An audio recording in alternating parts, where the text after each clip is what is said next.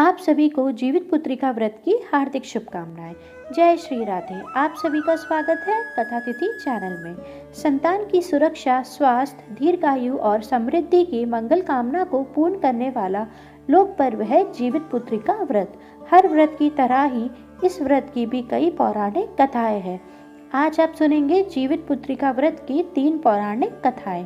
पहली कथा महाभारत की है, दूसरी कथा राजा जीमुतवाहन की कथा है और तीसरी कथा चील और सियारिन की व्रत कथा है। तो आइए सबसे पहले महाभारत के युद्ध से जुड़ी कथा सुनते हैं।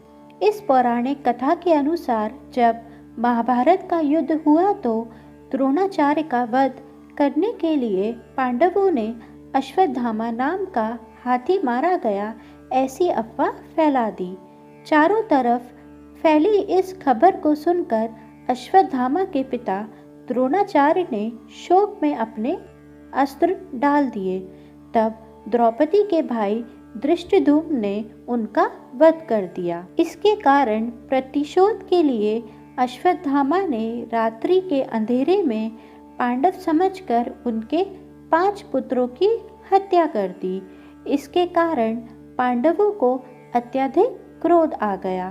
तब भगवान श्री कृष्ण ने अश्वत्थामा से उसकी मणि छीन ली, जिसके बाद अश्वत्थामा पांडवों से क्रोधित हो गया और उत्तरा के गर्भ में पल रहे बच्चे को भी जान से मारने के लिए उसने ब्रह्मास्त्र का प्रयोग किया। भगवान श्री कृष्ण इस बात से भली भांति परिचित थे कि ब्रह्मास्त्र को रोक पाना असंभव है। अतः भगवान श्री कृष्ण ने अपने सभी पुण्यों का फल एकत्रित करके उत्तरा के गर्भ में पल रहे बच्चे को दिया। इसके फलस्वरूप गर्भ में पल रहा शिशु पुनर्जीवित हो गया, जो बड़ा होकर राजा परीक्षित बना। उत्तरा के बच्चे के दोबारा जीवित हो जाने के कारण इस व्रत का नाम जीवित पुत्रिका व्रत पड़ा। तब से ही संतान की लंबी उम्र और स्वास्थ्य की कामना के लिए जीवित पुत्रिका व्रत किया जाता है। दूसरी कथा है राजा जीमुतवाहन की व्रत कथा। गंधर्व राज जीमुतवाहन बड़े धर्मात्मा और त्यागी पुरुष थे। युवा काल में ही राजपाट छोड़कर वन में पिता की सेवा करने चले गए थे।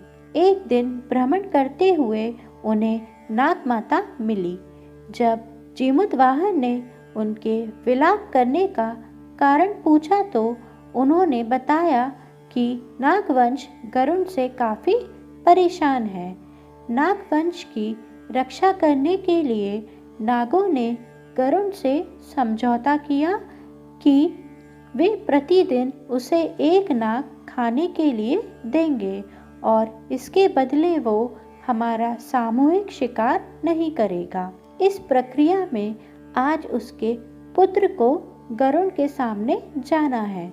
नाग माता की पूरी बात सुनकर जीमुतवाहन ने उन्हें वचन दिया कि वे उनके पुत्र को कुछ नहीं होने देंगे और उसकी जगह कपड़े में लिपटकर खुद गरुड़ के सामने उस शिला पर लेट जाएंगे जहाँ से गरुड़ अपना आहार उठाता है, और उन्होंने ऐसा ही किया। गरुड़ ने जीमुतवाहन को अपने पंजों में दबाकर पहाड़ की तरफ उड़ान भरी, लेकिन जब गरुड़ ने देखा कि हमेशा की तरह नाग चिल्लाने और रोने की जगह शांत है, तो उसने कपड़ा हटाकर जीमुतवाहन को पाया। जीमुतवाहन ने सारी कहानी गरुड़ को बता दी, जिसके बाद उसने जीमुतवाहन को छोड़ दिया और नागों को ना खाने का भी वचन दिया। तब से हर माता अपने पुत्र की रक्षा के लिए जितिया व्रत करने लगी।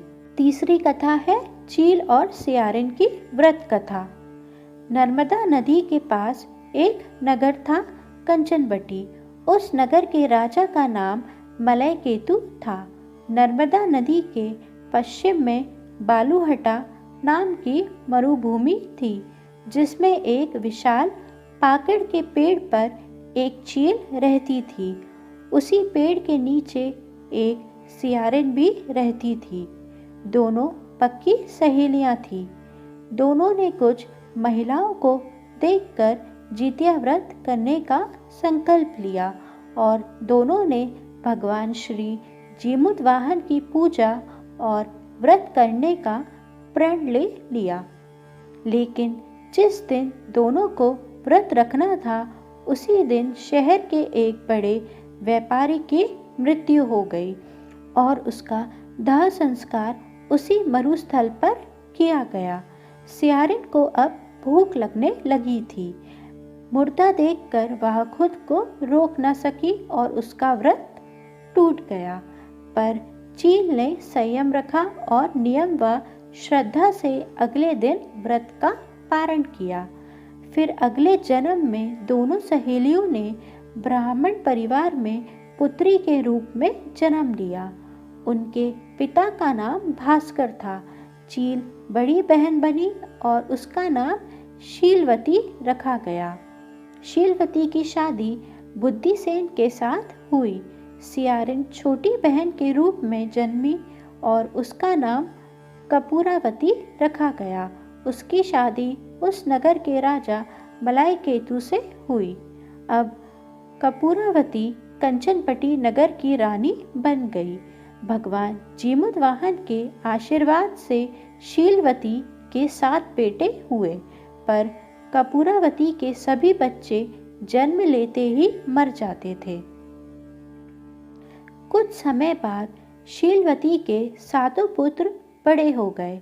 वे सभी राजा के दरबार में काम करने लगे। कपूरावती के मन में उन्हें देख ईर्ष्या की भावना आ गई। उसने राजा से कहकर सभी बेटों के सिर काट दिए। उन्हें 7 नए बर्तन मंगवाकर उसमें रख दिया और लाल कपड़े से ढककर शीलवती के पास भिजवा दिया। यह देख भगवान जीमूतवाहन ने मिट्टी से 7 भाइयों के सर बनाए और सभी के सिर को उसके धड़ से जोड़कर उन पर अमृत छिड़क दिया। इससे उनमें जान आ गई। 7 युवक जिंदा हो गए और घर लौट आए। जो कटे सर रानी ने भेजे थे वे फल बन गए। दूसरी ओर रानी कपूरावती बुद्धिसेन के घर से सूचना पाने को व्याकुल थी। जब काफी देर सूचना नहीं आई तो कपूरावती स्वयं बड़ी बहन के घर गई। वहां सबको जिंदा देखकर वह सन्न रह गई।